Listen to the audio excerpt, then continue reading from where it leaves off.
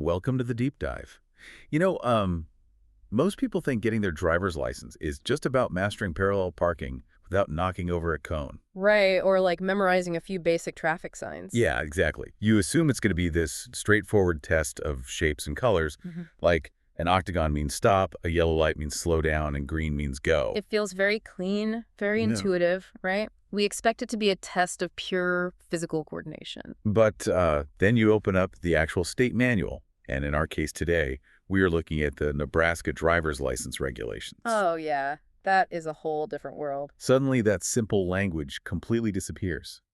You are no longer looking at shapes and colors. You are staring at this massive, unforgiving mountain of bureaucratic legalese. Yeah, the experience shifts really quickly from how to operate a vehicle to reading this dense legal And contract. it's a contract where the terms and penalties are constantly shifting in the background. It's Mm. based on your age, your behavior, your driving history. It is a very sudden, very harsh reality check for new drivers.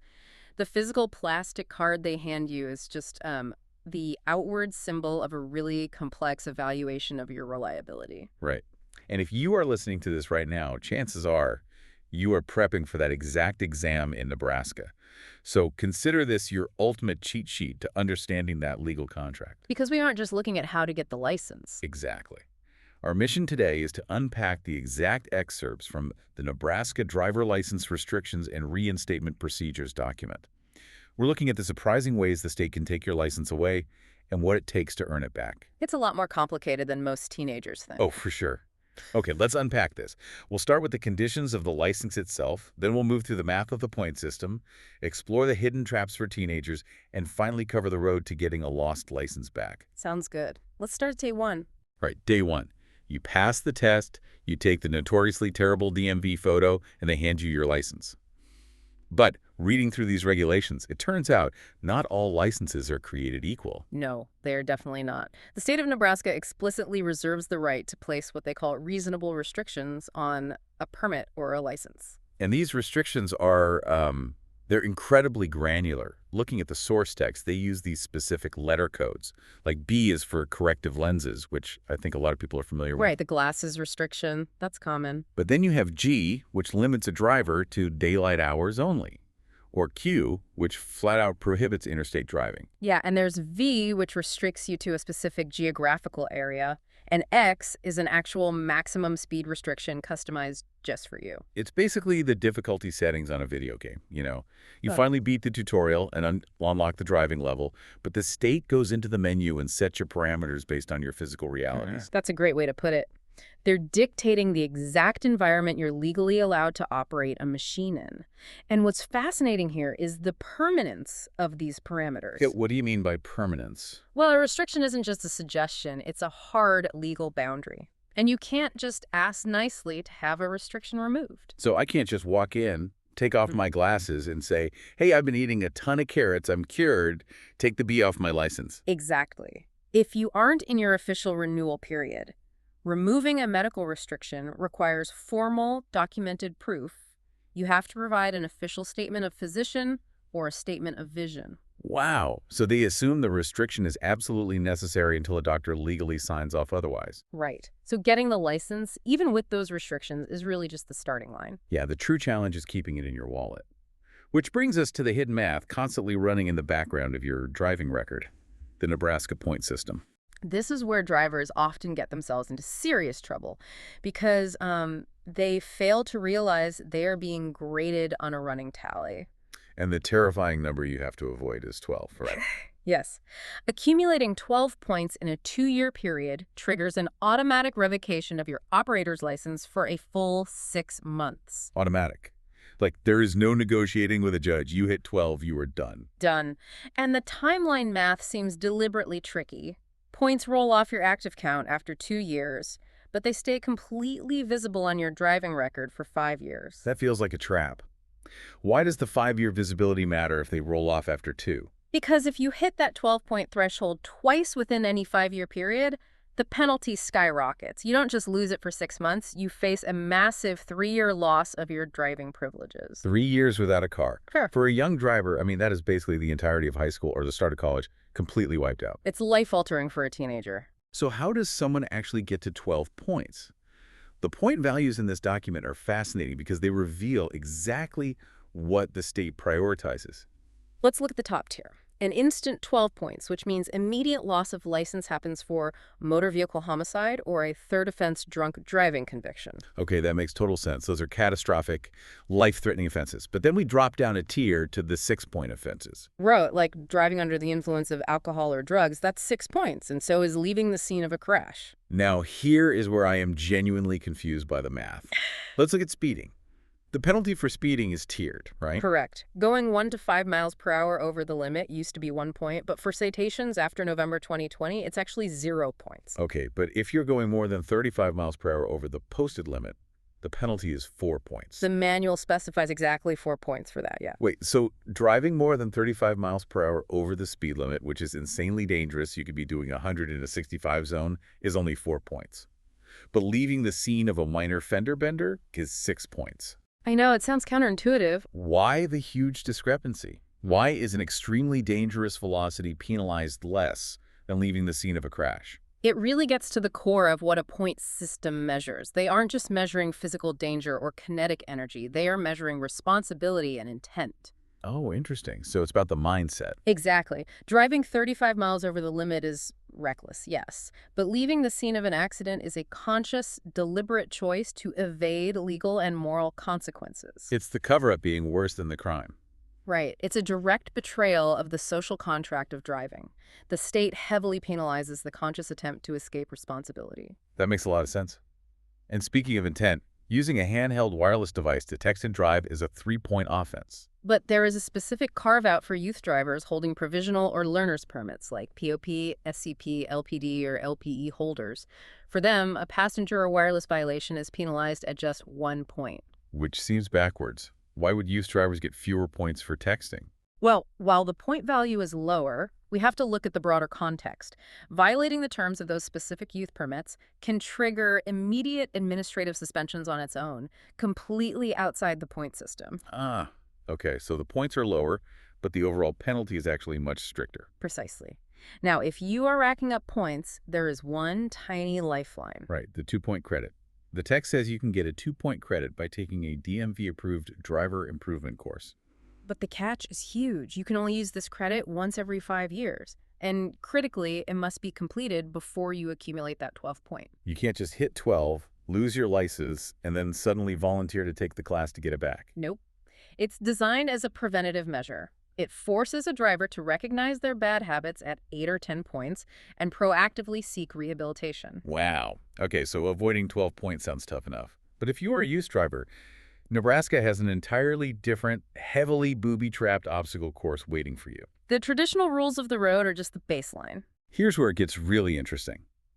Nebraska ties youth driving privileges directly to general legal compliance, even if that behavior happens outside a vehicle. This is a zero-tolerance policy. Let's look at the 0.02% underage drinking rule. Yeah, if you're 20 or younger and you drive with a blood alcohol content of just 0.02%, which is essentially a fraction of a single drink, your license is impounded for 30 days. And that stays on your record for 90 days. But if you refuse the chemical test, the penalty escalates dramatically. It's way worse, right? Much worse. Refusal is seen as active defiance.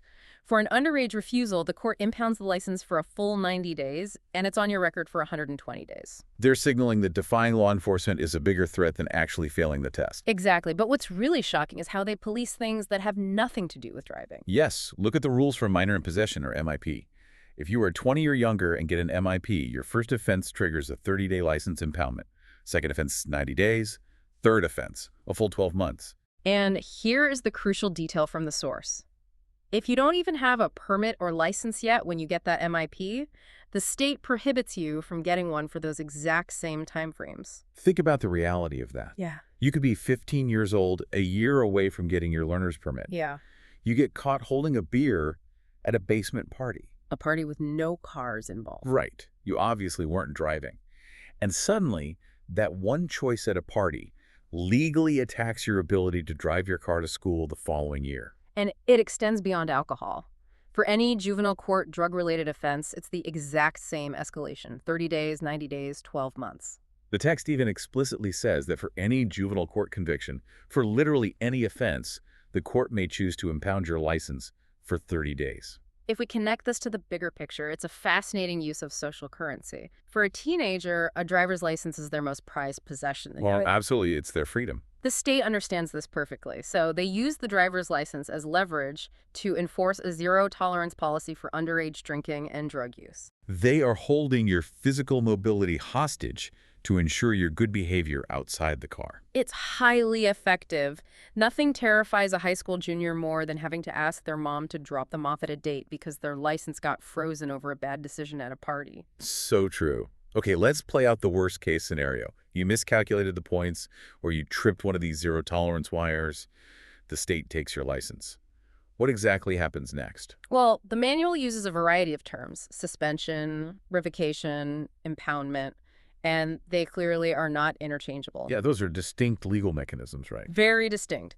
Based strictly on the regulations, a suspension is the temporary removal of your valid license. A revocation is the removal of the license for a specific period of time, but you have to meet specific requirements to get it back. And then there's impoundment, which we just saw with the youth alcohol offenses. That's when the court literally seizes your physical license card, holds it, and then just returns it to you at the end of the term. Right. And we should also mention confiscation. That's when a law enforcement officer seizes the physical license on the spot, usually for failing an alcohol test, and gives you a temporary 15-day license. So what does this all mean? Impoundment is basically a teacher confiscating your phone during class. They take it, it sits on their desk, and when the bell rings, they hand it back. You're annoyed, but you're fine. That's a perfect analogy. Whereas revocation is like being expelled. You don't just wait for the bell to ring. To get back in, you have to reapply and prove you belong back in school. And the state makes that reinstatement deliberately burdensome. To reinstate a revoked license under the point system, you must successfully complete a 4-hour DMV-approved driver's education course. Out of pocket. Ouch. And the financial burden gets worse. The document says you must maintain proof of financial responsibility for 3 full years following the end of the revocation. Right. This is commonly known as the SR-22 insurance form. Wait, what exactly is an SR-22? I hear that term thrown around a lot. It's essentially a specialized certificate from your insurance company proving you have liability coverage, but its real function is flagging you to the insurance industry as a high-risk driver. So your rates just go through the roof. Astronomically. You are forced to pay heavily inflated insurance for 3 full years. And if you let it lapse for even a single day, your license is instantly revoked again. It's a prolonged financial deterrent. Long after the 6-month revocation is over, you are paying elevated premiums month after month as a constant reminder. It fundamentally alters your risk calculation every single time you get behind the wheel. And if you think you can just risk driving while you're waiting out an impoundment, the penalties compound viciously. Oh, absolutely. If you're an underage driver caught driving during that 30-day 0.02% impoundment, the court slaps you with an automatic 6-month revocation. And if you are caught driving during a standard court-ordered impoundment, it escalates to an automatic 1-year revocation. It just snowballs. And you can't just move away to escape it. Right. No, the system is completely interconnected. The document is incredibly clear. If your privileges are suspended or revoked in any other state, a Nebraska license will not be issued to you. So you can't outrun a bad record by crossing state lines. Which brings us to the final, somewhat exhausting reality of earning your license back. It is exhausting. Because there are so many ways to lose it, the reinstatement requirements are incredibly specific to the individual driver. The manual basically throws its hands up and says, check the website. Literally. Drivers have to go to a specific Nebraska DMV web portal, enter their personal info, just to find out their exact customized reinstatement requirements. Wow. So bringing all this together, passing that driver's test is just the admission ticket. It really is just the beginning. Keeping the license means actively managing your point math over a 5-year rolling window. It means keeping your record absolutely spotless outside the car if you are under 21. And avoiding the massive headache of SR-22s and reinstatement classes. Right. And why should you care about all of this as you prep for your exam? Because understanding these rules is the difference between keeping your independence and spending your senior year asking your parents for rides because you got an MIP. We've just explored a massive, intricate web of human behavioral rules, points, and restrictions designed to keep roads safe. But I'll leave you with this. As we look toward a future where vehicles might eventually drive themselves, eliminating human error entirely, will this entire system of human penalty points become a relic of the past? Oh, wow. Or will the state simply find new, different ways to monitor and restrict our mobility? That is something to really think about the next time you get behind the wheel. It makes you realize this isn't just about traffic, it's a living contract between you and the state. Thanks for joining us on this deep dive.